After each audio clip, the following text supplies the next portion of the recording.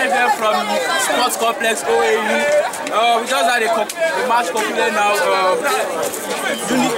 University of Nigeria Nsukka qualifying for the semi-finals and the volleyball's female. And here with me is the coach of the team. So we'd like to interview him about how we saw the match. And we can see the other participants also very happy. So, coach, name and first of all, what's your name, sir? Mr. Okay, sir. So, how do you feel today qualifying for the semi-finals of the match, and how was the match generally? It wasn't easy, sure. That's the game. I was actually expecting 3-0 from my team. I know because of these girls are just fresh, meaning they've not been exposed on that tension. And finally, I thank God, the victory finally came to us.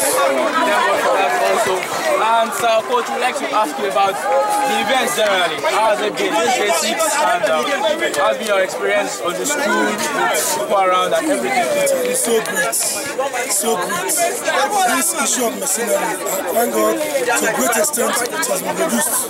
Most of the teams are just balanced because they're using mostly students who face the academic program and face sports. So when you see performance, it's almost at the same level. So it has been very, very smooth, very wonderful. Do you have any idea what team will be facing in the final? No, you're sure. We have meeting this afternoon. So thank you very much, sir.